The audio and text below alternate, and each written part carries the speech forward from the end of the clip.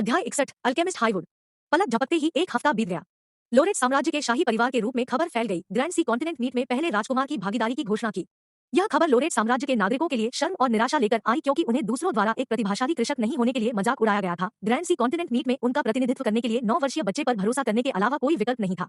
क्या हमारे सम्राट समझदार है? हमारे सम्राट उस प्रतियोगिता में भाग लेने के लिए 9 साल के बच्चे को क्यों भेज रहे हैं?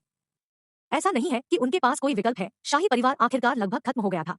पिछली बार यह हमारे सम्राट थे जो ग्रैंड सी कॉन्टिनेंट मीट में पहला स्थान हासिल करने में कामयाब रहे। तो हमारे सम्राट के पास निश्चित रूप से राजकुमार को शीर्ष 200 में लाने की योजना है। ठीक है। इस तरह की बातचीत पूरे साम्राज्य में सुनी जाती थी। लोगान ने समझाने की थोड़ी भी परवाह नहीं की, क्योंकि वह जानता था कि उसका बेटा लगभग बिना किसी प्रयास के टूर्नामेंट में आगे बढ़ेगा। इसके बजाय वह अब से 1 साल बाद टूर्नामेंट में कई लोगों की मनोरंजक प्रतिक्रियाओं की प्रतीक्षा कर रहा था। लेकिन अन्य साम्राज्यों ने ऐसा नहीं सोचा। उन सभी ने सोचा कि सम्राट लोरेट अपनी बुद्धि के अंत में था, इसलिए उसके पास अपने पहले बेटे को हंसी का पात्र बनने के लिए भेजने के अलावा कोई विकल्प नहीं था। ग्रैंड सी कॉन्टिनेंट मीट अपने स्काई ग्रेड साम्राज्यों, संप्रदायों और संगठनों की ताकत दिखाने के लिए भी एक मंच था। वे इसे बहुत गंभीरता से लेंगे, क्योंकि इस मामले में उनका सम्मान और गौरव शामिल है। यहाँ युवा अभिजात वर्ग इस चरण को बहुत गंभीरता से लेते हैं, क्योंकि अगर वे शीर्ष 200 में रैंक करते हैं तो उनके भाग्य बदल सकते हैं। विशेष रूप से विभिन्न स्काई ग्रेड साम्राज्यों के युवा अभिजात वर्ग ने इस प्रतियोगिता को बहुत गंभीरता से लिया, क्योंकि यह उनके साम्राज्यों के लिए अधिक अर्थ और सम्मान रखता है। और उनका लक्ष्य शीर्ष 200 नहीं बल्कि शीर्ष 10 है। लोगान को अब अपने साम्राज्य की सुरक्षा के बारे में चिंता करने की आवश्यकता नहीं थी, क्योंकि ग्रैंड सी कॉन्टिनेंट मीट करीब आ रहा है। कोई भी इस समय अन्य साम्राज्यों पर हमला करने की हिम्मत नहीं करेगा, क्योंकि उन सभी ने बाहरी लोगों के लिए प्रवेश द्वार के बंद होने तक उनके बीच किसी भी संघर्ष को रोक दिया। इस दौरान लोगान ने डेविस को एल्केमी के बारे में खुलकर सिखाने के लिए स्काई ग्रेड अल्केमिस्ट की व्यवस्था की। डेविस की सोल कल्टीवेशन के साथ वह सकारात्मक था कि डेविस को अल्केमी के बारे में जानने के लिए ज्यादा समय की आवश्यकता नहीं होगी। जैसे जैसे किसी की आत्मा की साधना बढ़ती है, वैसे वैसे जानकारी की मात्रा भी बढ़ेगी जो वे ले सकते हैं और याद कर सकते हैं। डेविस के मामले में भले ही वह 1 लाख किताबें पढ़ता हो, फिर भी वह इसे स्पष्ट रूप से याद कर सकता था। और अंत में आज वह दिन था जब sky grade alchemist royal castle में पहुंचेंगे। डेविस उत्सुकता से अपने नए शिक्षक की प्रतीक्षा कर रहा था, क्योंकि वह अपने सीओ के बारे में आश्वस्त नहीं था। कीमिया कौशल उसके पास कोई नहीं था, और न ही उसने एक के बारे में पढ़ा था। यह उसके लिए पूरी तरह से एक नया विषय था। यहाँ तक कि अपने पिछले जन्म में उनका खाना पकाने का कौशल सबसे अच्छा था। भले ही उसे कुछ समय पहले उसके माता पिता द्वारा प्रोत्साहित किया गया था, फिर भी वह चिंतित महसूस कर रहा था, लेकिन नर्वस नहीं था। डेविस शांत कदमों के साथ सिंहासन हॉल की ओर बढ़ गया। जब वह सिंहासन हॉल में पहुंचा तो उसने देखा कि एक मध्यम आयु वर्ग का व्यक्ति अपने पिता का अभिवादन कर रहा है। अपने पिता और उस मध्यम आयु वर्ग के व्यक्ति को छोड़कर वर्तमान में सिंहासन हॉल में कोई भी नहीं था। मध्यम आयु वर्ग का व्यक्ति लगभग 6 फीट लंबा था। उसके काले बाल झरने की तरह नीचे गिर गए थे। उसका चेहरा शांत विशेषताओं के साथ दयालु था, जो उसे आसानी से सुलभ बनाता था, क्योंकि वह मुस्कुराता हुआ दिखता था। उन्होंने एक सामान्य अल्केमिस्ट वस्त्र पहना था। हाँ, औपचारिकताएं छोड़ दो, अल्केमिस्ट हाईवुड। मैं अपने अज्ञानी बेटे को कीमिया के बारे में सिखाने के लिए आपके सम्मानित सु को आमंत्रित करने के लिए बहुत सम्मानित महसूस कर रहा हूँ। मैं अल्केमिस्ट एसोसिएशन के सदस्यों में से एक भी नहीं हूँ।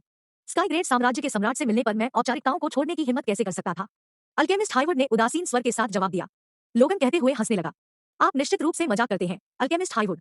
हर कोई जानता है कि आप अल्केमिस्ट एसोसिएशन के प्रमुख की तुलना में केवल दूसरे स्थान पर हैं। लोगान ने कहा, मुझे यकीन है कि आपके पास अल्केमिस्ट एसोसिएशन में शामिल नहीं होने के अपने कारण थे। यह एक बड़ा रहस्य नहीं है। हर कोई जानता है कि वर्तमान अल्केमिस्ट एसोसिएशन अपनी हड्डियों के लिए भ्रष्ट है। अगर मैं उसमें प्रवेश करता तो मुझे यह भी नहीं पता होता कि मरने के बाद भी मेरी लाश को कहां दफनाया जाएगा। अल्केमिस्ट हाईवुड ने अपनी आंखों पर एक घृणित अभिव्यक्ति के साथ जवाब दिया।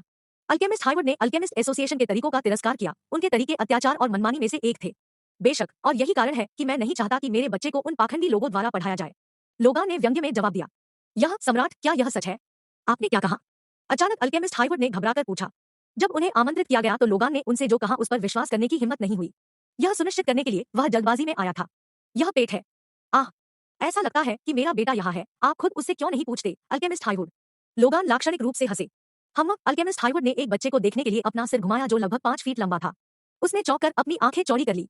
नोव.एलबी में मी mid level young soul stage. Alchemist हाईवुड एक मूर्तिकला मूर्ति की तरह वहां खड़ा था, क्योंकि वह चुपचाप बुदबुदा रहा था। डेविस ने अपनी खेती को छिपाने का कोई प्रयास नहीं किया, इसलिए अल्केमिस्ट हाईवुड आसानी से अपनी खेती को देखने में सक्षम था। अल्केमिस्ट हाईवुड थोड़े समय के लिए जड़ से जुड़े रहे, इससे पहले कि उनका चेहरा पूरी तरह से खुशी से चौड़ा हो गया। पहला राजकुमार डेविस लोरेट, क्या यह था? अब मैं देख सकता हूं कि सम्राट लोरेट ने आपको ग्रैंड सी कॉन्टिनेंट मीट में भाग लेने का फैसला क्यों किया। अल्केमिस्ट हाईवुड ने आह भरी। पहले यह महारानी रूथ थी और अब आप। युवा प्रतिभाएं हमें धूल में छोड़ रही है, जैसे कि यह उनका कोई काम नहीं है, और इससे मुझे बहुत बुरा महसूस होता है। प्रिंस डेविस लोरेट, कृपया मुझे अपने कीमिया शिक्षक बनने की अनुमति दे, अल्केमिस्ट हाईवुड ने सिर झुकाते हुए कहा। डेविस, जो इस विचार को अजीब तरह से देख रहा था, क्या यह विदित नहीं होना चाहिए? शिक्षक, ऐसा करने की कोई आवश्यकता नहीं है। जब मैं आपसे सीख रहा हूँ, यह बुरा है, डेविस ने अजीब तरीके से कहा। अगर मैं आपका गुरु होता तो ऐसा होता, लेकिन मैं आपका शिक्षक हूँ। वास्तव में आपके जैसी प्रतिभा मुझे आपको अपने प्रत्यक्ष शिष्य के रूप में लेने में शर्म आती है। मैं योग्य नहीं हूँ। लेकिन शिक्षक, यह झूठ नहीं है। डेविस ने देखा कि अल्केमिस्ट हाईवुड अभिमानी नहीं था और इसके बजाय खुद को उसके नीचे रखा, जिससे उसे बुरा लगा। आप जल्द ही हवा की तरह कीमिया पद पर चढ़ जाएंगे, इसलिए मुझे मास्टर कहने की कोई आवश्यकता नहीं है। अल्केमिस्ट हाइवुड मुस्कुराया और जवाब दिया जैसे कि उसे वरिष्ठता से कोई फर्क नहीं पड़ता। अध्याय 62, मुझे बुलाओ। ठीक है शिक्षक, आपको क्या लगता है कि मुझे आपके कीमिया कौशल सीखने की आवश्यकता कब तक होगी? डेविस ने संदेह में पूछा, क्योंकि वह वास्तव में जितनी जल्दी हो सके कीमिया सीखना चाहता था। अल्केमिस्ट हाइवुड ने अपने सवाल का जवाब देने से पहले एक पल के लिए सोचा। 1 साल। 1 साल आपको मुझसे आगे निकलने की जरूरत होगी यदि आपकी प्रतिभा कीमिया में उच्च है। यदि नहीं तो अधिक से अधिक 5 साल। हाँ, मुझे खुशी है कि मेरे बेटे को आपके सम्मानित स्वयं अल्केमिस्ट हाइवुड द्वारा पहचाना जाता है। लोगन हंसे और बातचीत में शामिल हो गए। अगर मैं ऐसी प्रतिभा को अल्केमिस्ट एसोसिएशन को सौंप दूं तो यह ऐसा पाप होगा, अल्केमिस्ट हाइवुड ने शांति से कहा, लेकिन वह अपने लिए डेविस को पाकर खुश था। जरूर, लोगन उससे सहमत थे। प्रिंस डेविस, हमें तुरंत मूल बातें पर जाना चाहिए। सबसे पहले, व्यावहारिक से पहले सैद्धांतिक है। मैं चाहता हूं कि आप अल्केमी पर हाथ आजमाने से पहले जितनी जल्दी हो सके यह सब याद कर लें। अल्केमिस्ट हाइवुड ने अचानक अपनी अंतरिक्ष रिंग से एक अंतरिक्ष रिंग निकालते हुए कहा। डेविस ने अंतरिक्ष की अंगूठी देखी और सोचा, ऐसा लगता है कि वह मुझे भी सिखाने के लिए उत्सुक है। इसके बाद उन्होंने स्पेस रिंग ली और जल्दी से अपने सोल सेंस से इसकी जांच की। अंतरिक्ष रिंग की सामग्री किताबें थी, सभी किताबें थी। जड़ी बूटियों, गोलियों और खजाने की जानकारी रिकॉर्ड करने वाली पुस्तकों से लेकर herb encyclopedia, pill creation process and techniques पर भी बहुत सारी किताबें थी।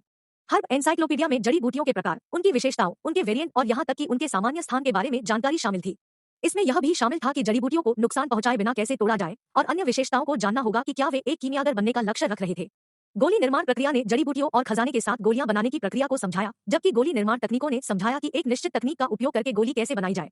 1 लाख से अधिक किताबें थी जिनमें बहुत सारी जानकारी थी। यदि कोई नश्वर इन पुस्तकों को पूरा करना चाहता था तो यह अज्ञात था कि उन्हें इसे पूरा करने में कितना समय लगेगा। स्पेस रिंग में भारी मात्रा में किताबें देखकर डेविस की आंख फड़क गई। मैंने ऐसा सोचा था, मुझे जड़ी बूटियों और गोली बनाने के बारे में बहुत सारी बुनियादी जानकारी को अवशोषित करना होगा। डेविस ने मूल रूप से बॉडी टेम्परिंग कल्टीवेशन में चौथे चरण तक पहुंचने की योजना बनाई थी और 1 साल में एसेंस गैदरिंग कल्टीवेशन में तीसरा चरण, लेकिन ऐसा लग रहा था कि वह अब बहुत मेहनत के बिना इसे हासिल नहीं कर पाएंगे। मैं शिक्षक को उनके मार्गदर्शन के लिए धन्यवाद देता हूँ। डेविस झुक गया। इसे परेशान मत करो। ये सभी जड़ी बूटियों और गोलियों के बारे में जानकारी है जो नश्वर और पृथ्वी ग्रेड के हैं। एक बार जब आप इसे पूरा कर लेते हैं तो मेरे पास आए। मैं तुम्हारी परीक्षा लूंगा। यदि आप पास हो जाते हैं तो मैं अपनी पूरी विरासत आपको सौंप दूंगा। अल्केमिस्ट हाइवुड ने उत्साह के साथ जवाब दिया। वह वास्तव में डेविस को अपने छात्र के रूप में पाकर सम्मानित महसूस कर रहे थे, क्योंकि उनके विश्वासों के अनुसार डेविस जल्द ही उनसे अधिक ऊंचाइयों तक पहुंच जाएगा। धन्यवाद शिक्षक हाइवुड, डेविस ने कृतज्ञता के साथ कहा। हाँ, यह सिर्फ मेरा अल्केमिस्ट शीर्षक है। मुझे ऐसा मत कहो, मेरा नाम केविन वुड है। अल्केमिस्ट हाइवुड हंसे। ठीक है शिक्षक केविन। डेविस मुस्कुराया, लेकिन उन किताबों की संख्या से थोड़ा चिढ़ गया जो उसे पढ़ना होगा। हाँ, अपने शिक्षक को निराश मत करो डेविस। ठीक से सीखना सुनिश्चित करें। लोगान ने फिर उसे अपने चेहरे पर एक मजाकिया मुस्कान के साथ छोड़ दिया। और तुम्हें क्या लगता है कि तुम कहाँ जा रहे हो मेरे सम्राट? अचानक एक महिला की आवाज सुनी जा सकती थी, लेकिन जैसा कि डेविस और लोगन से परिचित था, उन्होंने जल्दी से इसे पहचान लिया। डेविस के पास एक शानदार अभिव्यक्ति थी, जबकि लोगान का चेहरा पीला पड़ गया था। अल्केमिस्ट हाइवुड, मुझे उम्मीद है कि आप सम्राट को कीमिया के बारे में भी सिखाएंगे। शाही परिवार तब आपका ऋणी होगा। क्लेयर ने अपने हाथों को पकड़ा और झुक गया। हम सम्राट लोरेट अल्केमी को नहीं जानता है। केविन वुड सदमे में लोगन का सामना करने के लिए मुड़ गए। लोगन के चेहरे पर एक शर्मिंदा भाव था। चिंता मत करो महारानी, मेरे लिए एक और छात्र क्या है। मैं आसानी से सम्राट को कीमिया के बारे में बताऊंगा। केविन वुड ने कहा कि वह लोगान को अजीब अभिव्यक्ति के साथ देख रहा था। मैं अल्केमिस्ट हाइवुड को उनकी समझ के लिए धन्यवाद देता हूँ। मैंने तब विदाई दी थी। क्लेयर ने लोगान को देखते हुए जाते हुए कहा। डेविस और केविन वुड ने तब लोगान को अपनी आंखों में दया के साथ देखा। खांसी। ठीक है, ऐसा लगता है कि मैं भी आपके छात्रों में से एक हूँ शिक्षक केविन। लोगान ने केविन वुड को अप्रत्यक्ष रूप से अपने शिक्षक के रूप में स्वीकार करते हुए कहा। हाँ, मुझे सीनियर भाई बुलाओ पिताजी। डेविस अपनी हंसी नहीं रोक सका। एन ओवलबिन स्क्रैम, लोगान शर्मिंदगी में चिल्लाया। केविन वुड अवाक रह गए। उसके बाद डेविस अपनी माँ से मिलने गया। माँ, आप कैसे हैं? डेविस ने पूछा। इस सप्ताह में वह कई बार उससे मिलने गया। यह क्या है? अब आप लगभग हर दिन यहाँ आते हैं।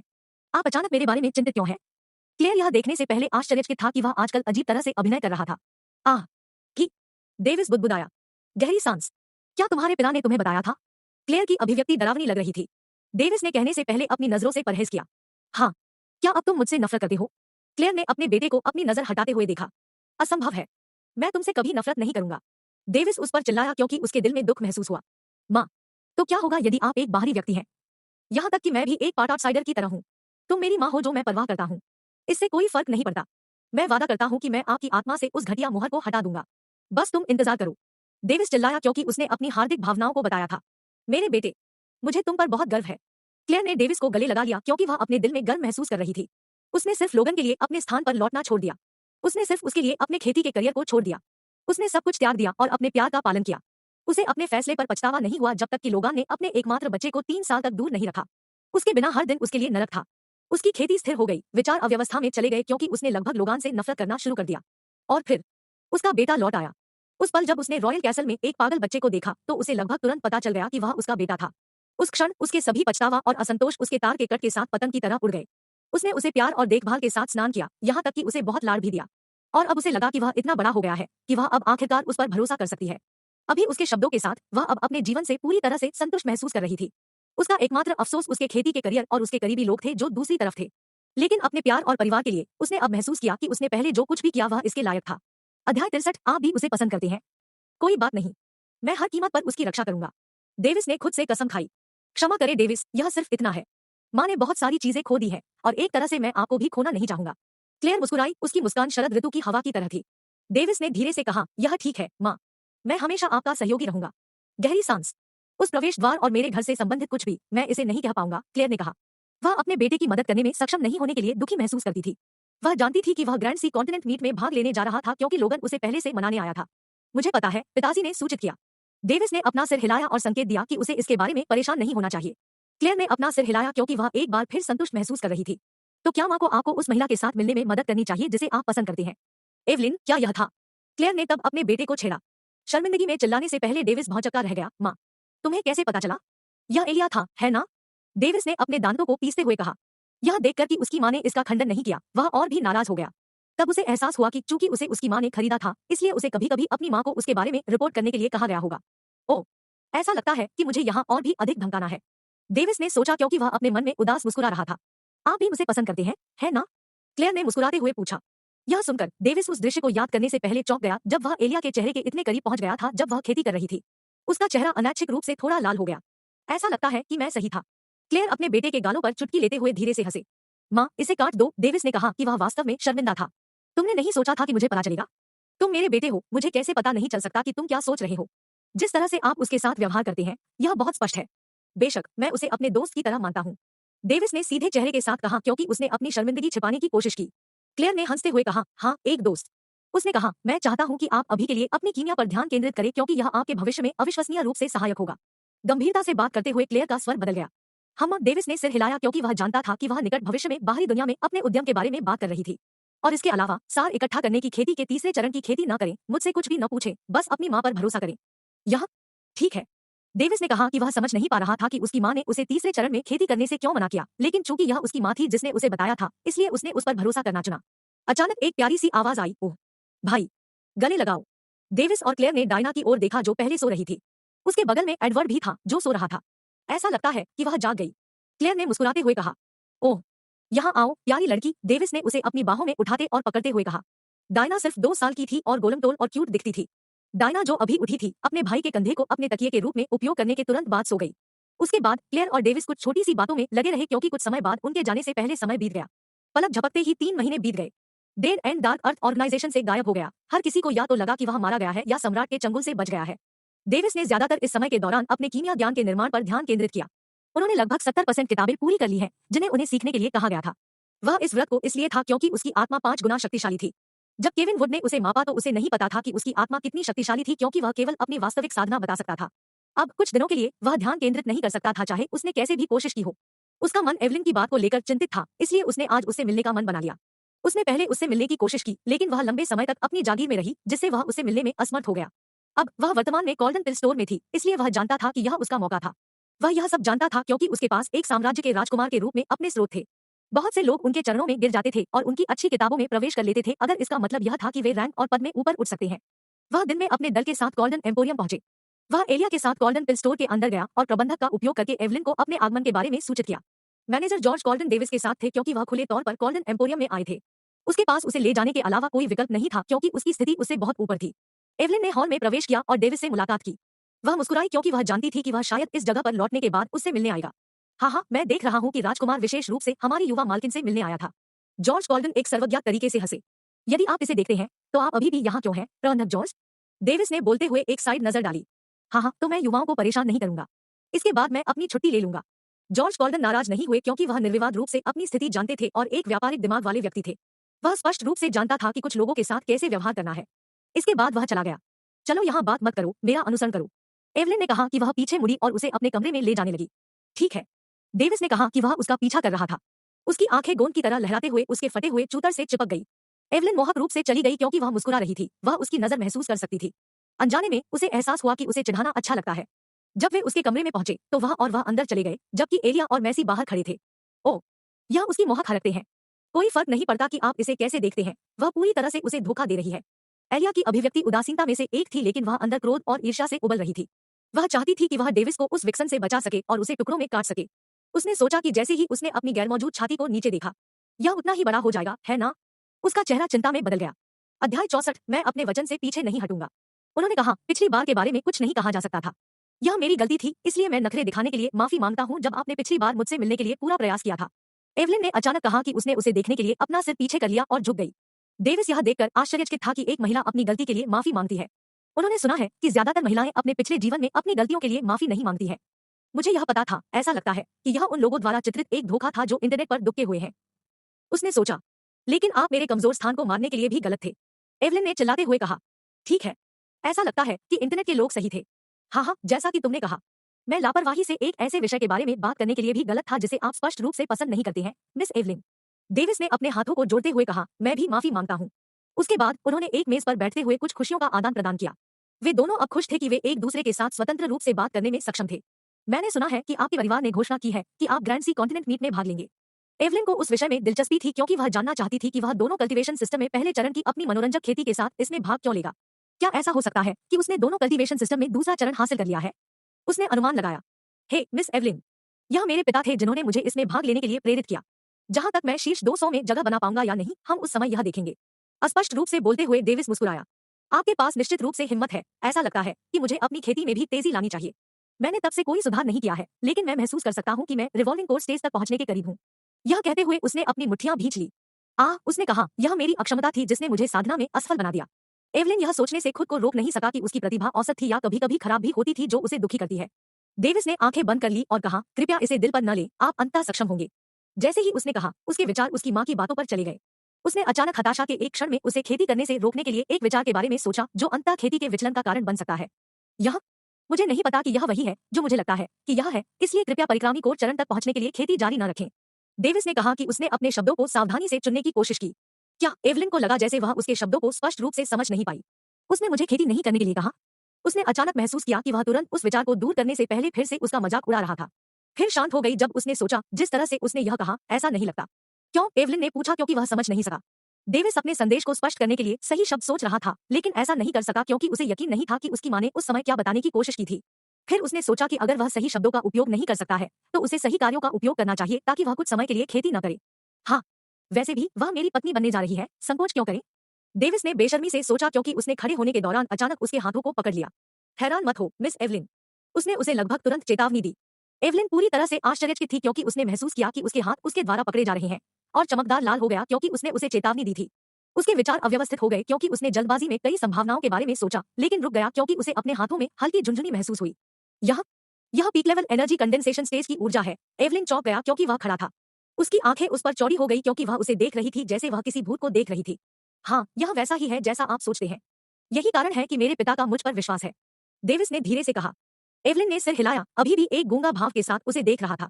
इसका क्या लेना देना है कि मैं रिवॉल्विंग कोर्स स्टेज की खेती नहीं कर रहा हूँ? लेकिन उसने संदेह में पूछा। किसी कारण से मेरी माँ ने मुझे रिवॉल्विंग कोर्स स्टेज पर खेती करने से मना किया।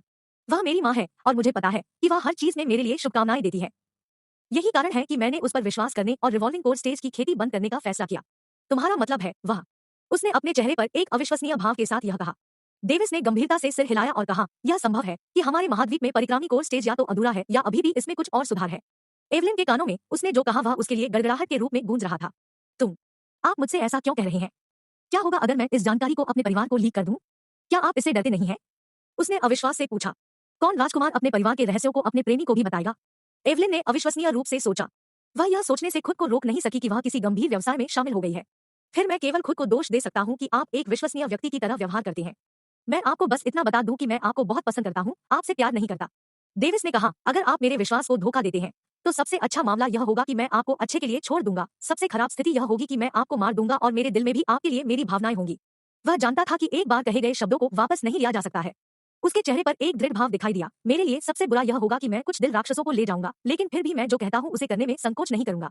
उसका दिल धड़क रहा था क्योंकि एक अजीब भावना उसके दिल पर आ गई थी। वह नाराज महसूस नहीं करती थी क्योंकि वह जानती थी कि किसी व्यक्ति के विश्वास को धोखा देने के लिए क्या परिणाम होंगे, विशेष रूप से उच्च स्थिति वाले व्यक्ति के लिए। यहाँ तक कि अगर किसी ने किसी कारण से उसे धोखा दिया तो वह इसे संभाल नहीं सकती थी। NO.VE LB1N। एवलिन ने अपनी आंखें चमकते हुए पूछा, तुम मुझ पर भरोसा करते हो? मैं करता हूँ। डेविस ने उसकी आंखों को देखा और गंभीरता से जवाब दिया। उसने अपने होंठों को काट लिया। क्या तुम मुझसे प्यार करते हो? मैं चाहता हूँ, लेकिन मेरा मानना है कि हम अभी उस चरण में नहीं है। उसने अपना सिर हिला दिया। मैं देख रहा हूँ। अपना हाथ पीछे खींचते हुए उसका चेहरा चिंतन में चला गया। यह अज्ञात था कि वह खुश थी या दुखी, क्योंकि उसके चेहरे की अभिव्यक्ति को पढ़ना मुश्किल था। मैंने आपके विश्वास की रक्षा करने का फैसला किया है और मैं एक निर्णय पर आया हूँ। यह क्या है? डेविस ने प्रत्याशा में पूछा। मैंने ग्रैंड सी कॉन्टिनेंट मीट में भी भाग लेने का फैसला किया है। अगर तुम मुझे हरा सकते हो तो मैं दिल और आत्मा दोनों में तुम्हारा हो जाऊंगा, एवलिन ने दृढ़ चेहरे के साथ कहा। डेविस की आंखें आश्चर्य से फैल गई। आप, इसका मतलब है मैं अपने वचन से पीछे नहीं हटूंगा। अध्याय 65 निम्न स्तरीय रजत चरण। डेविस ने उत्साह में अपने हाथों को जकड़ लिया, क्योंकि उसका चेहरा उत्साह से चमक रहा था। इस शादी का मामला अब काफी हद तक एक सौदा था, या इसलिए उसने सोचा था। बेचारे एवलिन को पता नहीं था कि उसने तीसरे चरण के चरम पर शरीर की खेती भी की थी। अगर उसे पता होता तो वह उसे चुनौती देने के लिए खून की उल्टी करती। उसने सोचा कि चूंकि उसने peak level energy condensation stage हासिल किया है, इसलिए उसके पास बॉडी टेम्परिंग कल्टीवेशन में खेती करने का समय नहीं होगा। यहाँ तक कि अगर उनके पास समय था तो वह संभवतः बॉडी टेम्परिंग कल्टीवेशन में दूसरे चरण तक नहीं पहुंच सकते थे। चूंकि इसमें बहुत दर्द होता है, इसलिए बच्चों के पास बॉडी टेम्परिंग कल्टीवेशन की खेती करने की हिम्मत नहीं होगी। यह इस महाद्वीप के लोगों के बीच सामान्य ज्ञान की तरह था। कुछ अपवाद थे, लेकिन वे सभी जानवर या अद्वितीय रक्त रेखाओं वाले बच्चे थे। उसने शेष कुछ महीनों में बॉडी टेम्परिंग कल्टीवेशन के तीसरे चरण में खेती करने की योजना बनाई, क्योंकि उसके पास ऐसा करने के लिए आत्मविश्वास और संसाधन थे। उसने खुद को उस दर्द का सामना करने के लिए निर्धारित किया जो वह स्पष्ट रूप से अनुभव कर सकती है, इसलिए उसने साहसपूर्वक हिम्मत के साथ उसके सामने सौदा प्रस्तावित किया। यहाँ तक कि अगर मैं हार जाता हूँ तो ऐसा नहीं है कि मैं कुछ भी खो रहा हूँ। हे, उसने सोचा जैसे वह अपने दिल के अंदर हंस रहा था। ठीक है, अब तुम बाहर जा सकते हो, एवलिन हंसते हुए चिल्लाई। है ना? डेविस उसके बदलाव पर हक्का बक्का रह गया। उन्होंने कहा, क्या आप वह नहीं है जिसने कहा कि हमें अपनी हैसियत को दरकिनार करते हुए समान रूप से बात करनी चाहिए? इसके अलावा हम अब प्रतिस्पर्धा कर रहे हैं। डेविस अब समझ गया, क्योंकि उसने एक बार ताली बजाई। अच्छा, मैं ग्रैंड सी कॉन्टिनेंट मीट में जाऊंगा और खुद को एवलिन प्राप्त करूंगा। तुम, एवलिन का चेहरा लाल हो गया। क्या आप वही हैं जिन्होंने हमें समान और प्रतिस्पर्धी के रूप में स्वीकार किया? जोर से हंसते हुए डेविस भव्य प्रगति के साथ चले गए। कुछ क्षणों की चुप्पी के बाद एवलिन का चेहरा अभी भी लाल था, क्योंकि वह उसकी घोषणा पर इतनी जोर से शर्मा गई थी। मैंने इस बेशर्म राजकुमार के लिए खुद को कैसे प्रतिज्ञा की? यह एक ऐसा सवाल था जिसका जवाब वह खुद जानना चाहती थी। 6 महीने बीत गए। डेविस ने इस अवधि के दौरान सफलतापूर्वक कीमिया सीखा। ज्ञान के मामले में वह वर्तमान में mid level sky grade alchemist के बराबर भी है। यहाँ तक कि उनके शिक्षक केविन वुड ने उन्हें सीखी गई चीजों को याद करने की उनकी क्षमता के लिए स्वीकार किया। केविन वुड अपने छात्र के साथ पूरी तरह से खुश थे। दुर्भाग्य से अपने व्यावहारिक सबक के लिए, जैसे कि एक गोली बनाना, डेविस के पास इसके लिए कोई समय या विलासिता नहीं थी। इसलिए वह सिखाने में सक्षम नहीं था और डेविस एक भी गोली बनाने में सक्षम नहीं होगा, भले ही उसने पूर्व अनुभव के बिना अपना हाथ आजमाया। इसलिए डेविस ने फैसला किया कि वह गोलियां बनाने के लिए सीखने के लिए ग्रैंड सी कॉन्टिनेंट मीट से वापस आएगा। इस दौरान उन्होंने बॉडी टेम्परिंग कल्टीवेशन के चौथे चरण सिल्वर स्टेज में सफलतापूर्वक प्रवेश किया। अपनी सोल फोर्जिंग कल्टीवेशन के बिना भी उन्हें लगा कि वह अपने बॉडी टेम्परिंग कल्टीवेशन से अपने प्रतिस्पर्धियों को कुचल सकते हैं। उन्होंने पिछले महीने के दौरान हेनरिक्सन के साथ अपने युद्ध कौशल में सुधार किया और परिणामस्वरूप वह कुशलता से भाले का उपयोग करने में सक्षम हो गए। यद्यपि उनका कौशल उतना महान नहीं था, लेकिन वह अपने विरोधियों को कुचलने के लिए 100,000 किलोग्राम ताकत की शक्ति का उपयोग करने में सक्षम थे, और यह केवल उनकी सामान्य ताकत के साथ है। चूंकि उसके पास अत्याचारी शरीर है, इसलिए वह 200,000 किलोग्राम ताकत का उपयोग कर सकता है, जो आसानी से निम्न स्तरीय सिल्वर स्टेज कल्टीवेटर्स को दबा सकता है और mid level silver stage cultivator के साथ पैर से पैर तक जा सकता है। अब उनके लिए रॉयल कैपिटल छोड़ने और ग्रैंड सी कॉन्टिनेंट मीट की ओर जाने का समय था, जो महाद्वीप के केंद्र में आयोजित किया जा रहा था। डेविस और लोगान ने अपने परिवार को विदाई दी और महाद्वीप के मध्य की यात्रा की। वास्तव में लोरेट साम्राज्य महाद्वीप के केंद्र के सबसे करीब था, इसलिए वे किसी और की तुलना में बाद में यात्रा करने वाले थे। महाद्वीप का केंद्र एक सागर था और इसका नाम द ग्रैंड सी रखा गया था, इसलिए महाद्वीप का नाम इसके नाम पर रखा गया था, और साथ ही प्राचीन काल से किसी ने भी महाद्वीप पर विजय प्राप्त नहीं की थी। ग्रैंड सागर 1 लाख किलोमीटर लंबा था, जो समुद्री जानवरों से भरा था, जो तीसरे चरण में थे। यहाँ तक कि चौथे चरण और 5वें चरण के जानवर भी वहां रहते हैं, लेकिन मनुष्यों से सावधान रहते हैं और आमतौर पर इस समय के दौरान हमला नहीं करते हैं, क्योंकि चौथे चरण स्पिरिट बीस्ट स्टेज में प्रवेश करने के बाद वे उत्तेजना प्राप्त करते हैं। कुछ जादुई जानवरों में स्पिरिट बीस्ट स्टेज तक पहुंचने पर मानव रूप प्राप्त करने की क्षमता भी होती है, लेकिन दुख की बात है कि वर्तमान महाद्वीप ने अभी तक एक भी नहीं देखा था। ग्रैंड सागर में बहुत सारे द्वीप थे और प्रतियोगिता किसी भी एक द्वीप में आयोजित की जाएगी। लोगान, डेविस और बहुत सारे अन्य लोग जो ग्रैंड सी कॉन्टिनेंट मीट में भाग लेने जा रहे थे, एक स्काई ग्रेड जहाज में रवाना हुए, जो तीसरे चरण के समुद्री जादुई जानवरों के हमलों के लिए अभेद्य था। जहाज 2 किलोमीटर लंबा और 10 मंजिला लंबा था। यह यात्रा के लिए 1 लाख लोगों को घर देने में सक्षम था। हालांकि यह शानदार नहीं था, लेकिन यह काफी भीड़ थी। लोगों ने अपने कमरे साझा किए, लेकिन उच्च स्थिति के लोगों के पास अपने कमरे थे जो उन्हें सौंपे गए थे। हालांकि यह अभेद्य था, यह काफी धीमा भी था। वाह, इतने सारे लोग! डेविस इसे देखकर चिल्लाया। वह डेक के पास खड़ा था। उसका अपना कमरा भी था, इसलिए वह एलिया के साथ वहां रहा। एलिया ग्रैंड सी कॉन्टिनेंट मीट में भी भाग ले रही थी, क्योंकि उसे डेविस ने ऐसा करने के लिए प्रोत्साहित किया था। इस जहाज में पूरे लोरेट साम्राज्य के 1 लाख युवाओं को रखा गया था, क्योंकि वे सभी ग्रैंड सी कॉन्टिनेंट मीट में भाग लेने जा रहे थे। कभी कभी कुछ ऐसे किसान होते थे जो शीर्ष 200 में स्थान कमा सकते थे। इसलिए अपने मन में आशा के साथ लाखों युवा हर साम्राज्य से ग्रैंड सी कॉन्टिनेंट मीट की यात्रा करते हैं। यहाँ तक कि अगर वे शीर्ष 200 में नहीं भी जा सकते हैं तो उनके लिए कोई समस्या नहीं थी। जब तक वे शीर्ष 1 लाख में प्रवेश करते हैं तब तक उनका जीवन बहुत अधिक व्यवस्थित होगा, क्योंकि विभिन्न शक्तियां उन्हें मानद सदस्यों या यहाँ तक कि बड़ों के रूप में आमंत्रित करेंगी। हाँ, यह हमेशा देखने लायक दृश्य है। दरअसल जब मैं पिछली बार ग्रैंड सी कॉन्टिनेंट मीट में भाग लेने गया था तो इससे ज्यादा लोग थे। लोगान ने भौहें सिकोड़ी। शायद ऐसा इसलिए है क्योंकि उन्हें लगता है कि हम इस ग्रैंड सी कॉन्टिनेंट मीट के दौरान चेहरा खो देंगे, है ना? डेविस ने पूछा। हो सकता है, लेकिन अफसोस वे एक युग की किंवदंती को याद करेंगे, लोगान कहते हुए हंस पड़ा। इसके बाद दोनों ने एक दूसरे को देखा और एक साथ हंसने लगे। अध्याय 66, गोटे द्वीप। यह केवल एक किंवदंती होगी। दुनिया आखिरकार बहुत बड़ी है, डेविस ने हंसने के बाद टिप्पणी की। लोगन ने कहने से पहले अपने शब्दों पर विचार किया। यह एक निराशावादी दृष्टिकोण है, लेकिन आप सही है। हमें संकीर्ण मानसिकता नहीं होनी चाहिए और यहाँ अपनी नजरें स्थापित करनी चाहिए। इसके बजाय हमें बाहरी दुनिया पर अपनी नजरें रखनी चाहिए। उन्होंने कहा, बाहरी दुनिया की बात करें। मुझे आश्चर्य है कि यह कितना बड़ा है।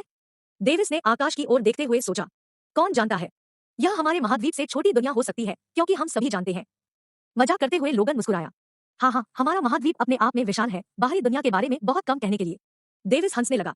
मुझे आश्चर्य है कि हमारा महाद्वीप कितना बड़ा है। एलिया, जो पीछे खड़ी थी, ने उनकी बातचीत सुनते ही खुद से सवाल किया। डेविस, जिसने यह सुना, उसे देखा और कहते हुए मुस्कुराया। हमारा महाद्वीप लगभग 6 लाख किलोमीटर लंबा है, जिसमें ग्रैंड सागर भी शामिल है, जो लगभग 1 लाख किलोमीटर लंबा है। इतना बड़ा? एलिया स्पष्ट रूप से हक्का बक्का रह गया। उसने कभी भी शाही राजधानी नहीं छोड़ी और शाही परिवार की तुलना में महाद्वीप के बारे में उसका ज्ञान बहुत कम था। डेविस ने अपना सिर हिलाया। हाँ, अधिकांश क्षेत्रों पर हमारे जैसे स्काई ग्रेड साम्राज्यों का कब्जा है। उदाहरण के लिए, हमारे लोरेट साम्राज्य के अधिकार क्षेत्र में कई शक्तियां हैं, जैसे अल्फ्रेड किंगडम, मैक्सवेल साम्राज्य और कई अन्य शक्तियां।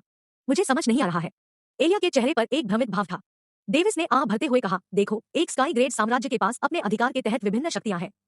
हमारा साम्राज्य एक साम्राज्य है, इसलिए हमारे क्षेत्र के तहत कई राज्य हैं जिन्होंने अल्फ्रेड साम्राज्य की तरह खुद को हमारे अधीन कर लिया है। इतना ही नहीं, संप्रदाय, संगठन, परिवार सभी हमारी अधीनता में भी है। केवल स्काई ग्रेड संप्रदाय और संगठन जैसी अन्य स्काई ग्रेड शक्तियां हमारी पकड़ से बच सकती हैं यदि वे हमारे क्षेत्र में रहते हैं, जैसे कि पियर्सिंग ड्रैगन संप्रदाय और निर्दयी तलवार संप्रदाय। ओह, मैं समझता हूँ। खरगोश की तरह सिर हिलाते हुए उसकी अभिव्यक्ति समझ में से एक थी। अच्छा, क्या आप ग्रैंड सी कॉन्टिनेंट मीट में प्रतिस्पर्धा करने के लिए तैयार हैं? डेविस ने हंसते हुए सवाल किया। मैं हूँ, यह कहते हुए उसके चेहरे पर एक दृढ़ भाव दिखाई दिया। ठीक है, चलो अपनी खेती को आयरन स्टेज में सफलता दिलाते हैं। डेविस ने यह कहते हुए उसके कंधों को पकड़ लिया। हाँ, एलिया ने नए संकल्प के साथ अपना सिर हिलाया। मुझे उसके पीछे चलना चाहिए, चाहे कुछ भी हो। उसने सोचा कि जैसे जैसे उसका साहस बढ़ता गया, उसके दृढ़ संकल्प को मजबूत किया। 2 महीने बीत गए जब वे ग्रैंड सागर के माध्यम से एक द्वीप पर पहुंचने के लिए यात्रा कर रहे थे, जिसे गैदरिंग ऑफ द एलिट्स के रूप में जाना जाता है, जिसे गोटे द्वीप के नाम से भी जाना जाता है। आखिरकार हम एक लंबी यात्रा के बाद पहुंचे। एलिया ने अपने छोटे शरीर को फैलाते हुए कहा, यहाँ स्वर्ग और पृथ्वी की ऊर्जा घनी है। डेविस ने टिप्पणी की, क्योंकि उन्होंने ऊर्जा को लालच से अवशोषित करने की कोशिश की। बेशक यह गार्जियन एलायंस द्वारा स्थापित एक गठन है, इसके प्रभाव उतने ही महान है जितना यह हो सकता है। लोगन, जो पक्ष में थे, ने टिप्पणी की। लेकिन गार्डियन एलायंस का जिक्र आते ही उनका चेहरा तुरंत गंभीर हो गया। वे सभी 3 डेक पर खड़े थे, क्योंकि वे द्वीप के दृश्यों का आनंद ले रहे थे। गार्जियन एलायंस वह है जो इस प्रतियोगिता की मेजबानी करता है। वे थे जो ज्यादातर बाहरी लोगों के आक्रमण से महाद्वीप की रक्षा करते थे। कोई गार्डियन एलायंस में शामिल हो सकता है यदि कोई 5वें चरण में सफलतापूर्वक सफलता प्राप्त कर सकता है, कम से कम किसी एक कल्टीवेशन सिस्टम में। आमतौर पर सतह पर गार्डियन एलायंस महाद्वीपीय संघर्ष, युद्धों के मामलों में हस्तक्षेप नहीं करता है। यदि वे चलते हैं तो वे सतह पर अपनी ईमानदार और नैतिक छवि बनाए रखने के लिए छाया में गुप्त रूप से आगे बढ़ेंगे। इसलिए कोई भी गार्डियन एलायंस को अपमानित करने की हिम्मत नहीं करता है, इस डर से कि उन्हें गुप्त रूप से लक्षित किया जा सकता है। वास्तव में यहाँ तक कि अगर कोई उन्हें नष्ट करना चाहता है या परेशानी देना चाहता है तो वे नहीं कर सकते, क्योंकि यह महाद्वीप में सबसे मजबूत गठबंधन है। हालांकि गठबंधन घटना से पहले एक साथ काम नहीं करता है। गार्जियन एलायंस आक्रमण से 5 साल पहले ही आगे बढ़ना शुरू कर देता है। तब तक उनके सदस्य निष्क्रिय रहेंगे। लोगन के पिता, पिछले सम्राट, भी गार्डियन एलायंस के एक शीर्ष सदस्य थे, लेकिन दुख की बात है कि उनकी मृत्यु हो गई, जिससे लोरेट साम्राज्य को गार्डियन एलायंस में कोई स्थिति नहीं मिली। इसने लोगान को एक कठिन स्थिति में रखा, क्योंकि वह इस यात्रा के दौरान अपनी इच्छानुसार नहीं कर सकता था। आखिरकार उसका यहाँ कोई समर्थन नहीं था। अन्य सम्राट गार्जियन एलायंस का हिस्सा थे। वे अज्ञात वरिष्ठ के कारण लोरेट साम्राज्य से डरते थे, लेकिन यहाँ वे अपनी शक्ति के चारों ओर टीम बना सकते थे।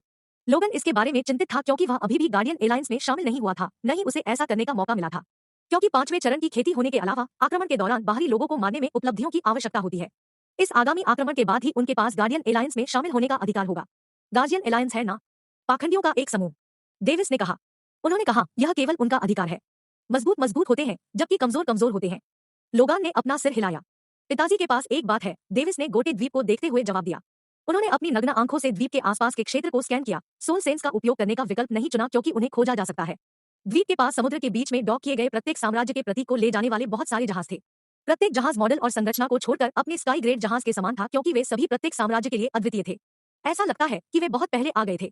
डेविस ने अपनी आंखें बंद करते हुए बुदबुदाया। बेशक कुछ तो आधे साल पहले भी आ गए होंगे। लोगन उनकी उत्सुकता पर भड़क गया। क्या वे क्यों करेंगे? एलिया चिल्लाई क्योंकि वह स्पष्ट रूप से समझ नहीं पा रही थी कि कुछ साम्राज्य आधे साल पहले क्यों पहुंचेंगे, कीमती समय बर्बाद करेंगे। घने स्वर्ग और पृथ्वी ऊर्जा के कारण। डेविस ने जवाब दिया। आह, मैं देख रहा हूँ। मैं कितना बेवकूफ हूँ। एलिया ने शर्म से अपना सिर नीचे कर लिया। यह ठीक है, आप बाहरी दुनिया के बारे में ज्यादा नहीं जानते हैं। अपने आप को शर्मिंदा होने की कोई जरूरत नहीं है यदि आप खुद कुछ ऐसा नहीं समझ सकते हैं जो अभी के लिए इतना सरल है। एलिया को याद रखें, एक समय में एक कदम। डेविस ने कहा कि उसने उसे एक ट्यूटर की तरह व्याख्यान दिया। लोगन जो पक्ष में से एक था, उन दोनों को अजीब तरह से देख रहा था। क्या वह राजकुमार है या वह राजकुमारी है? उसने मजेदार ढंग से सोचा। अध्याय 67, द्वीप में प्रवेश। द्वीप के पास जहाज को डॉक करने के बाद कुछ ने द्वीप में अपना रास्ता बनाया। वे सभी या तो शक्तिशाली थे या उच्च स्थिति वाले लोग थे। गोटे द्वीप में गार्डियन एलायंस द्वारा लगाया गया प्रतिबंध था जो केवल उच्च स्थिति वाले लोगों या चौथे चरण में खेती वाले लोगों को अंदर प्रवेश करने की अनुमति देता था। इसलिए अन्य युवा जो प्रवेश नहीं कर सकते थे क्योंकि उनके पास कोई स्थिति नहीं थी, टूर्नामेंट की शुरुआत तक जहाज में रहे। गोटे द्वीप के पास अन्य द्वीप थे, लेकिन उनका उपयोग प्रारंभिक के लिए किया गया था, इसलिए उन द्वीपों के पास उतरना सीमा से बाहर था। गोटे द्वीप काफी छोटा था क्योंकि द्वीप के बीच में केवल एक अखाड़ा था। द्वीप केवल 5 किलोमीटर चौड़ा और लंबा था, जबकि बीच में अखाड़ा 2 किलोमीटर चौड़ा और लंबा था। डेविस और अन्य लोगों ने एक छोटी उड़ान नाव में गोटे द्वीप में अपना रास्ता बनाया जो ऊर्जा का उपयोग करके उड़ान भरने में सक्षम था। तो यह वह जगह है जहां अंतिम प्रतियोगिता आयोजित की जाएगी? डेविस ने एक शांत और उदासीन चेहरा डालते हुए पूछा। यह सही है, प्रारंभिक अन्य द्वीपों में आयोजित किए जाएंगे, लोगान ने अपना सिर हिलाते हुए कहा, लेकिन आपको प्रारंभिक में भाग लेने की आवश्यकता नहीं है क्योंकि आप स्काई ग्रेड साम्राज्य से हैं। लोगान ने एलिया की ओर देखा और भौहें सिकोड़ते हुए कहा, हालांकि आपकी नौकरानी एलिया को प्रारंभिक में भाग लेने की आवश्यकता है। यह सुनकर डेविस ने भौहें सिकोड़ी। जैसे ही वे बात करते थे, वे द्वीप के बीच में स्थित अखाड़े के प्रवेश द्वार के पास पहुंचे। वे नाव से नीचे उतरे क्योंकि उच्च कद के कुछ लोगों ने उनका स्वागत किया था।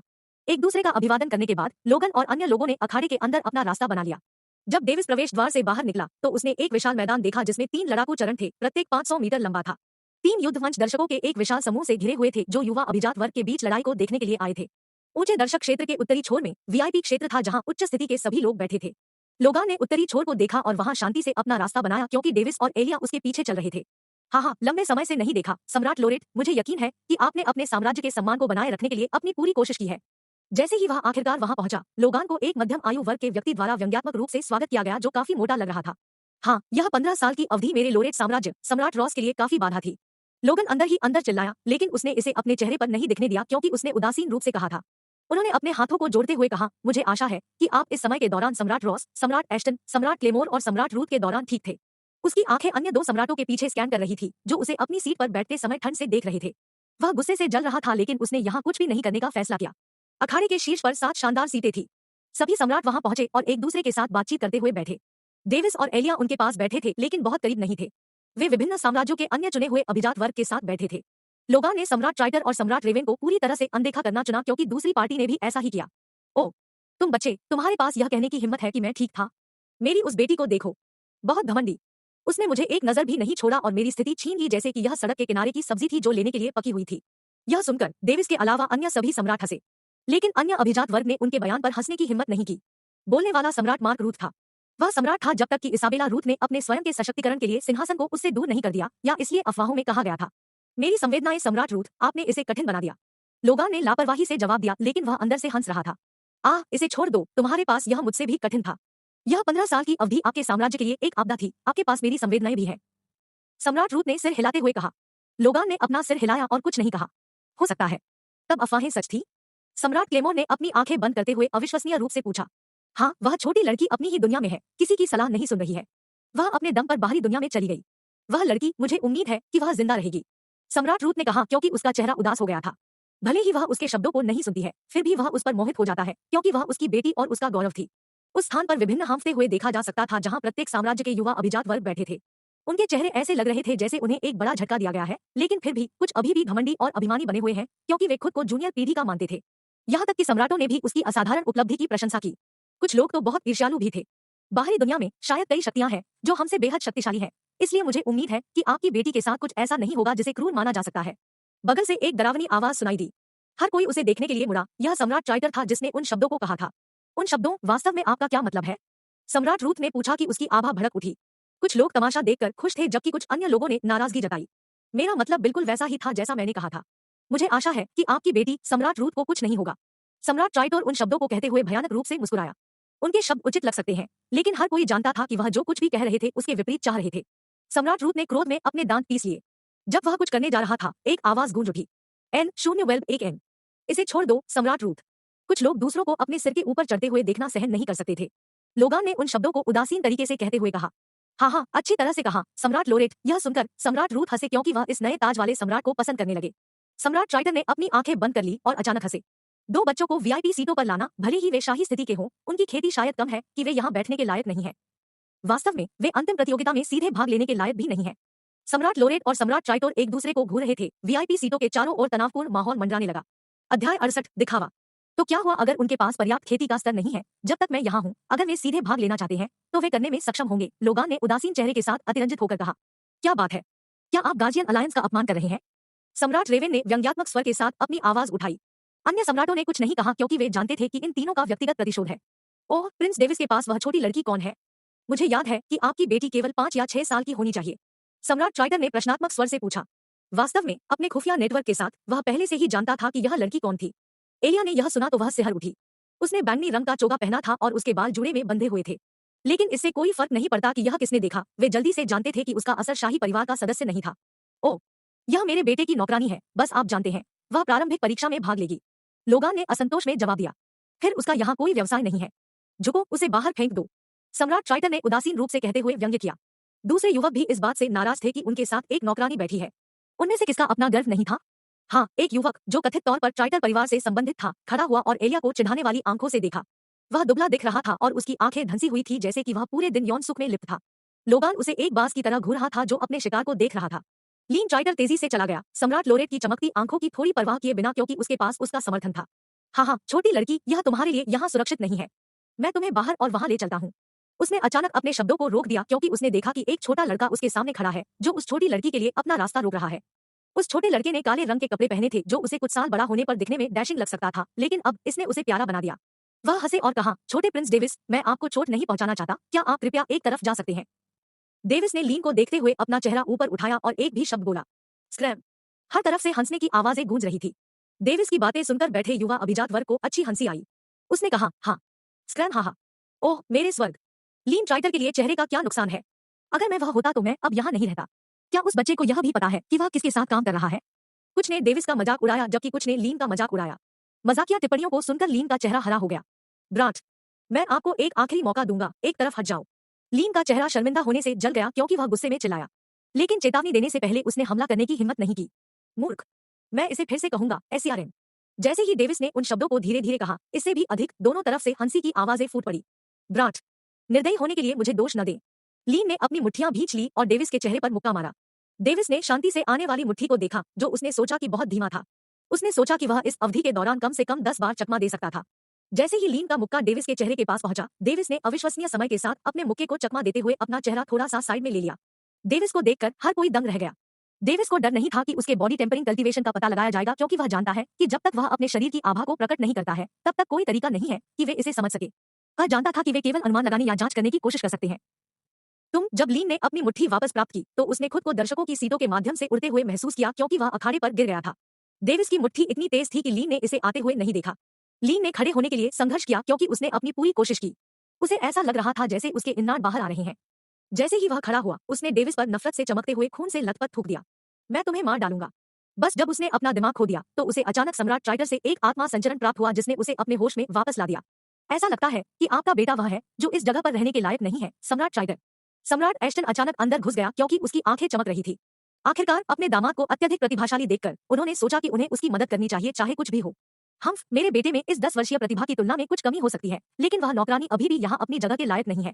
सम्राट ट्राइटर ने नाराजगी में कहा। उन्हें लगा कि उन्होंने अपने बेटे की अक्षमता के कारण कुछ चेहरा खो दिया है। अचानक एक स्टॉम्पिंग की आवाज सुनी जा सकती थी क्योंकि सभी सिर छोटे लड़के को देखने के लिए मुड़ गए थे। डेविस वह था जिसने ध्यान आकर्षित करने के लिए अपने पैरों को थपथपाया। उन्होंने अपने हाथों को पकड़ा और कहा, सम्राटों और युवा अभिजात वर्ग, मैं प्रिंस डेविस हूँ और यह मेरी नौकरानी एलिया है। उसे निशाना बनाना मुझे निशाना बनाने के समान है। आपको उन परिणामों से सावधान रहना चाहिए जो एक दिन आपके दरवाजे पर आ सकते हैं। उसने कहा, मैं और एलिया हमारे क्षितिज को व्यापक बनाने के लिए प्रारंभिक में भाग लेने जा रहे हैं, भले ही आपने कुछ भी नहीं कहा हो, सम्राट ट्राइटर। तो इस पूरे समय मुझे आपकी नाज बर्बाद करने के लिए बहुत खेद है। हम पर सांस लें। डेविस ने कहा कि जब वह मुस्कुरा रहा था तो उसके चेहरे पर एक मजाक के भाव थे। असभ्य। सम्राट ट्राइटर का चेहरा गुस्से में लाल हो गया क्योंकि वह खड़ा था जब उसे उच्च कद के सम्राट को एक 10 वर्षीय बच्चे वाला फटकार आ गया था और मजाक उड़ाया गया था। यह मौत को गले लगा रहा था। कई युवा दहशत में डूब गए और कुछ ने प्रशंसा में इस दृश्य को देखा। उन सभी ने सोचा, वास्तव में एक नवजात बछड़ा बाघ के डर को नहीं जानता है। सम्राट लोरेट और सम्राट एस्टन जल्दी से डेविस के सामने चले गए। इसका क्या अर्थ है, सम्राट एस्टन? सम्राट ट्राइटर ने झुंझलाहट में पूछा। हो, ऐसा कोई तरीका नहीं है कि मैं आपको अपने दामाद को सिर्फ इसलिए नुकसान पहुंचाने दूंगा क्योंकि आपकी राय किसी ने स्वीकार नहीं की थी। ठीक है, सिर्फ एक नौकरानी की वजह से विवाद शुरू करने की कोई जरूरत नहीं है। सम्राट रूथ ने खड़े होकर कहा। उन्होंने कहा, प्रिंस डेविस, क्या मैं आपको शुरुआती मैचों में जाने के लिए कह सकता हूँ? हम कल से शुरुआती मैच शुरू करेंगे, इसलिए अभी के लिए द्वीप के पूर्व की ओर इकट्ठा हो। डेविस ने अपना सिर हिलाया क्योंकि वह स्पष्ट रूप से सम्राट रूथ को इस झंझट से बाहर निकलने का रास्ता देते हुए देख सकता था, और स्वाभाविक रूप से वह इस प्रस्ताव को अस्वीकार नहीं करेगा क्योंकि वह एक ऐसे व्यक्ति से निपटना नहीं चाहता था जिसे वह वर्तमान में अपने डेथ नोट का उपयोग किए बिना संभाल नहीं सकता है। सम्राट एस्टन के बारे में उनकी छाप भी बढ़ी, लेकिन उतना नहीं जितना कि वह जानते थे कि यह जनता में उनकी प्रतिभा दिखाने का परिणाम था। अध्याय 69, मुझे मजबूत बनने में मदद करें, तो फिर मैं सबको छोड़ दूंगा। डेविस ने लापरवाही से झुकते हुए अपने हाथों को पकड़ लिया। वह जिस दबाव का सामना कर रहा था उसे दो सम्राटों ने दूर कर दिया था जिन्होंने उसे सम्राट ट्राइटर से बचाया था। ओह, मेरे साथ लड़ाई करने के तुरंत बाद दौड़ने के बारे में सोच रहे हो? कायर, सम्राट ट्राइटर इस लेटने के लिए तैयार नहीं था। मुझे आश्चर्य है कि वह कौन था जो ईमानदारी से डर गया और हमारे साम्राज्य को नष्ट करने के लिए स्पष्ट रूप से आने के बाद पूंछ मोड़ ली। डेविस ने मजाक उड़ाते हुए सवाल करते हुए पूछा। तुम बस जब सम्राट ट्राइटर एक चाल चलने जा रहा था, एक राजसी आभा फैल गई क्योंकि यह अखाड़े को घेरे हुए थी। सम्राट ट्राइटर, क्या आप मुझे कुछ चेहरा नहीं दिखाने जा रहे हैं? मैंने पहले ही रुकने के लिए कहा है और आप अभी भी नहीं रुक रहे हैं। सम्राट रूथ ने अपनी राजसी आभा जारी करते हुए कहा। वह सुनहरे शाही वस्त्र पहने हुए था जिसमें बार्ड ड्रैगन पैटर्न थे। ओह, सम्राट ट्राइटर ने बैठते समय कुछ नहीं कहा। उसे लगा कि उसने जो किया है उसके लिए डेविस को यातना दे रहा है। एक बात वह समझ नहीं पा रहा था कि सम्राट रूथ छोटे बच्चे की मदद क्यों करेगा। चलो चलते हैं, डेविस ने एलिया के साथ अखाड़े से बाहर निकलते हुए कहा। उग्र लाल वस्त्रों के साथ एक अकेली लड़की डेविस से ठीक 6 मीटर की दूरी पर बैठी थी। उसका चेहरा घूंघट से ढका हुआ था, लेकिन उसकी आंखें तेज गर्म थी क्योंकि वह चिल्ला रही थी। उसके लंबे बाल लाल हो रहे थे क्योंकि उसने इसे पोनीटेल में बांध दिया था। उसके चेहरे का बायां आधा हिस्सा धमाके से ढका हुआ था क्योंकि उसने इसे अपने मुंह से ऊपर की ओर उड़ाया था। जिस क्षण से उसने उसे देखा, वह छानबीन आंखों से उसका विश्लेषण कर रही थी। क्या हिम्मत है? क्या वह यह नहीं समझते कि वह सड़क पर कहीं चुपचाप मारा जाएगा? कुछ युवक उसे अजीब तरह से देख रहे थे। उसे ऐसा लग रहा था जैसे उनके रूह पूछ रहे थे, क्या वह बच्चा आपका भावी पति है? आप क्या देख रहे हैं? स्क्रैम, शर्ली चिल्लाई क्योंकि वह डेविस से शर्मिंदा महसूस कर रही थी। अन्य युवकों ने जल्दबाजी में अपना सिर घुमा लिया क्योंकि वे उससे कुछ डर गए थे। ठीक है दोस्तों, तुम्हें उससे सीखना चाहिए। उसके स्वभाव को देखो, यहाँ तक कि एक सम्राट के साथ पैर से पैर तक जाने की हिम्मत करो। इस तरह की क्षमता वाले एक व्यक्ति ने कहा कि वह अपने क्षितिज को व्यापक बनाने जा रहा है। आप सब क्या कर रहे हैं? प्रारंभिक परीक्षा में भाग ले। सम्राट एस्टन ने टूर्नामेंट में भाग लेने के लिए अपने साथ आने वाले सभी लोगों को एक सोल ट्रांसमिशन भेजा। अरे, यह एक खिंचाव है। नहीं, हम नहीं जा रहे हैं। अगर हम जाते हैं तो यह एक नरसंहार होगा। वे जनमत संग्रह हमारे सामने खड़े भी नहीं हो पाएंगे। HMPH। उसे जो जवाब मिले उससे उसका सिर लगभग फट गया। ये बच्चे, उसने आह भरते हुए सोचा। अपनी आत्मा संचरण को एक अकेली लड़की की ओर स्थानांतरित करते हुए जिसने उग्र लाल वस्त्र पहने थे, उसने कहा, शर्ली, आप उसके बारे में क्या सोचते हैं? उसके क्षितिज को क्या व्यापक बनाता है? क्या वह अपनी वयस्कता तक पहुंचने से पहले ही मारा नहीं जाएगा? शर्ली एस्टन ने रोते हुए कहा। सम्राट लोरेट उसके साथ था, लेकिन प्रिंस का डेविस आत्मविश्वास स्पष्ट रूप से उससे नहीं आता है। सम्राट एस्टन ने कहा कि उसका चेहरा बदल गया। उसने एक निश्चित संभावना के बारे में सोचा, लेकिन यह सुनिश्चित करने की हिम्मत नहीं की। क्या वह अपनी उम्र के हिसाब से थोड़ा ज्यादा सहन नहीं कर रहा है? उसने उलझन में पूछा। मुझे लगता है कि उसके पास इसका समर्थन करने की शक्ति है, हालांकि मुझे इसके बारे में यकीन नहीं है। फिर हम इसे देखेंगे जब प्रतियोगिता समाप्त हो जाएगी, शर्ली ने कहा क्योंकि वह इसके लिए उत्सुक थी। उन्हें विश्वास था कि वह इस ग्रैंड सी कॉन्टिनेंट मीट के दौरान पहला स्थान हासिल करेंगी। जब वह बोलती है तो उसका स्वभाव उग्र होता है, लेकिन जब वह सोचता है तो उसका व्यक्तित्व एक शांत स्वभाव में बदल जाता है। आप कह सकते हैं कि वह सिर्फ अपने मुंह को नियंत्रित नहीं कर सकती थी, लेकिन अपने विचारों को कुछ हद तक नियंत्रित कर सकती थी। इसके बाद सम्राटों ने बातचीत की क्योंकि उन्होंने इत्मीनान से अपना समय बिताया। युवा अभिजात वर्ग ने कुछ खुशियों का आदान प्रदान किया और फिर चुप रहने के लिए वापस चले गए जैसे कि यह उनका कोई काम नहीं था। लेकिन कुछ युवा ऐसे भी थे जो सक्रिय रूप से सभी का अभिवादन करते और उनसे जान पहचान बनाते रहे। यह क्षेत्र उत्तर की ओर स्काई ग्रेड शक्तियों वाले लोगों से भरा था। यहाँ तक कि विभिन्न संप्रदाय स्वामी, संगठन प्रमुख भी उपस्थित थे, लेकिन उन्होंने सम्राटों के साथ हस्तक्षेप नहीं करने का विकल्प चुना। इसके बजाय उन्होंने या तो लोगों के साथ बात की या बहस की। एक सिलहुट आराम से द्वीप के पूर्व में चल रहा था, हालांकि वह सिलहुट बेहद तेज था। डेविस, मेरा इंतजार करो। एक लड़की का सिलहुट जो अपने सभी कपड़ों के साथ दौड़ रहा था, अपने फेफड़ों के ऊपर चिल्लाया। यह सुनकर सिलहुट, जो डेविस था, धीमा हो गया और एक गति बनाए रखी जो एलिया से मेल खाती थी। तुम इतनी तेजी से क्यों दौड़ते हो? मुझे पीछे मत छोड़ो। हाँ, क्षमा करें। यह जगह स्वतंत्र रूप से चलाने के लिए बहुत मजेदार है। मैं अपनी बाधाओं को कम करने के अलावा कुछ नहीं कर सका। ये दोनों फिलहाल एक जंगल से होकर जा रहे थे। यह अपने शांत और शांतिपूर्ण दृश्यों से हरा भरा था जो जीवन से भरा था। अगर कुछ हो गया तो क्या होगा? तब मैं सम्राट को रिपोर्ट नहीं कर पाऊंगा। मेरे बिना मत दौड़ो, एलिया ने कहा क्योंकि उसने उसे डांटने की कोशिश की। डेविस, जो उसके सामने दौड़ रहा था, उसने अपने शरीर को उसकी ओर मोड़ दिया क्योंकि वह पीछे घूम रहा था। हाँ, मेरी रानी, उसने अपनी छाती पर एक हाथ रखकर झुकते हुए कहा। एलिया ने यह सुना तो वह दंग रह गई क्योंकि उसका चेहरा शर्मा गया। उसने उसके शर्माने पर ध्यान न देने का नाटक किया और सामने मुड़ गया। उसे धमकाना अच्छा लगता था, लेकिन यह नहीं पता था कि वह बेशर्मी से काम कर रहा था, जिसके परिणामस्वरूप केवल एलिया उसे और भी अधिक पसंद करती थी। एक पल बीतने के बाद उसने खुद को शांत किया और डेविस से पूछा क्योंकि वह उस मामले के बारे में उत्सुक थी। तुमने मुझे उस व्यक्ति से लड़ने क्यों नहीं दिया? भले ही मैं थोड़ा डरा हुआ था, लेकिन मुझे यकीन था कि मेरी खेती के स्तर के साथ मैं उसे नीचे उतार सकता था। आप उसे नीचे ले जा सकते थे, लेकिन परिणाम अलग होते क्योंकि सम्राट ट्राइटर ने बिना कोई कारण बताए सीधे आपको मार डाला होता क्योंकि आपकी स्थिति उच्च नहीं है। इसलिए मेरे पास कदम उठाने के अलावा कोई विकल्प नहीं था क्योंकि वह मुझे इतनी आसानी से नहीं मार सकता। यह सुनकर उसका चेहरा पीला पड़ गया, लेकिन वह जल्दी से शांत हो गई क्योंकि वह उस पर चिल्ला रही थी। मैं कसम खाता हूँ कि मैं आपकी तरह विश्वसनीय हो जाऊंगा, तो कृपया मुझे मजबूत होने में मदद करे डेविस। डेविस मुस्कुराया और उसकी ओर सिर हिलाया। यह पहली बार था जब उसने खुद से कुछ भी पूछा था। अध्याय 70 हमेशा एक साथ। गोटे द्वीप के पूर्वी छोर पर बड़ी संख्या में लोग थे जिनकी राशि 1 मिलियन से अधिक थी। बड़ी संख्या में कतारें भी थी जिसमें युवा किसान अपने टोकन प्राप्त करने के लिए कतार में खड़े थे। गंभीरता से मैंने पहले कभी इतनी बड़ी कतार नहीं देखी है। एक युवक जो काफी भोला लग रहा था नाराज स्वर में बोला। मुझे भी नहीं, युवक के पीछे खड़ी एक लड़की ने जवाब दिया। हे, आप नहीं जानते, लेकिन अगर हर कोई एक ही समय में अपने टोकन लेने के लिए आता तो यह एक विशाल कतार होती। अचानक एक युवा किसान ने युवा महिला को अपना ज्ञान दिखाने की कोशिश की। भाई, तुम्हारा मतलब है? एक अन्य युवक जो डरावना लग रहा था बातचीत में शामिल हो गया। हाँ, पहले से ही 5 मिलियन से अधिक प्रतियोगी हैं जिन्हें पहले से ही अपने स्वयं के टोकन मिल चुके हैं। उस यादृच्छिक युवा किसान ने जवाब दिया। हाँ ठीक है, अन्य साम्राज्य पहले ही यहाँ आ चुके हैं। उस पागल युवक ने समझ में सिर हिलाया। डेविस और एलिया जो कतारों में खड़े लोगों के ऊपर से गुजर रहे थे ने इस तरह की बहुत सारी बातचीत सुनी जिससे उनके लिए यह समझना आसान हो गया कि क्या हो रहा था। एलिया, क्या तुमने यह सुना है? एलिया ने सुनने की जानकारी को पचाते हुए जवाब दिया। हम ऐसा लगता है कि 12 द्वीप है जिनमें प्रारंभिक परीक्षा होगी। इतना ही नहीं, लेकिन जिस द्वीप में हमें सौंपा जाएगा वह उन टोकनों द्वारा तय किया जाएगा जो हम ऐसा लगता है। तो एक मौका है कि हम अलग हो जाएंगे, है ना?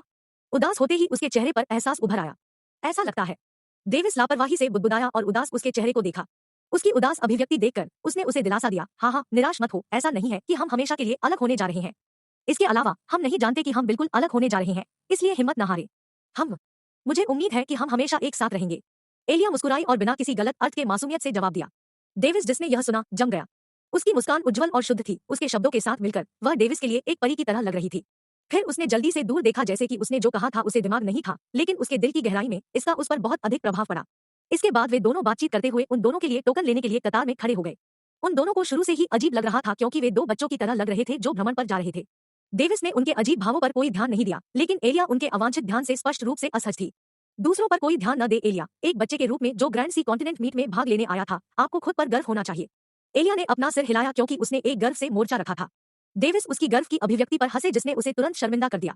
उनके 2 टोकन प्राप्त करने के बाद रात हो चुकी थी। वे अपने टोकन प्राप्त करने वाले लगभग अंतिम प्रतिभागी थे। हम टोकन पर एक लेखन क्यों नहीं है? मुझे कैसे पता चलेगा कि किस द्वीप पर जाना है? डेविस जिसने टोकन देखा सवाल करने के अलावा कुछ नहीं कर सका। शायद पत्र जादुई रूप से दिखाई देंगे? एलिया ने मजाकिया लहजे में जवाब दिया। अचानक कहीं से भी पूरे द्वीप के लिए एक गंभीर आवाज सुनाई दी। आवाज कुछ और किलोमीटर तक भी सुनाई दी। उन्होंने कहा, जैसा कि मैं पहले ही कह चुका हूं कि टोकन पर लिखे पत्र प्रारंभिक परीक्षा के दिन ही खुल जाएंगे। हमने कल प्रारंभिक मैचों की मेजबानी करने का फैसला किया है, इसलिए जो लोग आज तक टोकन प्राप्त करने में कामयाब नहीं हुए उन्हें स्वचालित रूप से अयोग्य घोषित कर दिया जाएगा। यह सुनकर कई युवा जो जहाजों में या द्वीप के आसपास कहीं थे जल्दी से अपने टोकन प्राप्त करने के लिए द्वीप के पूर्व में चले गए। एक शक्तिशाली आवाज प्रबंधन गठन? नहीं, ऐसा नहीं दिखता है। यह शायद एक और गठन की एक अतिरिक्त विशेषता है। डेविस ने सोचा क्योंकि वह यह नहीं समझ सका कि आवाज कहां से आई थी। समय बीतता गया क्योंकि आखिरकार सुबह आ गई। किसी ने भी डेविस और एलिया को परेशान नहीं किया क्योंकि वे सभी सोचते थे कि ये बच्चे अपने क्षितिज को व्यापक बनाने के लिए किसी शक्तिशाली परिवार से आए थे। फिर से वह पवित्र आवाज उत्साह में गूंज उठी। आपके टोकन एकत्र करने की समय अवधि समाप्त हो गई है। जो कोई भी इसे खरीदने में विफल रहा उसे स्वचालित रूप से अयोग्य घोषित कर दिया जाएगा। यह सुनकर कई युवा जो कल रात अपने टोकन लेने के लिए भागे जैसे कि उनका जीवन इस पर निर्भर था, ने राहत की सांस ली। अब टोकन में पत्र अब किसी भी क्षण में खुद को प्रकट करेंगे। अचानक डेविस कहीं एक गठन से आने वाली ऊर्जा लहर को महसूस कर सकता था। वह इसे इंगित करने में कामयाब रहा क्योंकि गठन की ऊर्जा द्वीप के केंद्र से आई थी। द्वीप के बीच से ऊपर विभिन्न पारदर्शी रोशनी शूट की गई जो प्रारंभिक परीक्षा में भाग लेने आए लगभग 99% युवाओं के लिए अदृश्य थी। डेविस ने उन पारदर्शी रोशनी को भी देखा क्योंकि यह अत्यधिक गति से उसके करीब आई और उसके टोकन से टकरा गई। इस तरह की स्थिति उन सभी युवा किसानों के साथ हुई जिन्होंने अपने हाथों में टोकन पकड़ा हुआ था।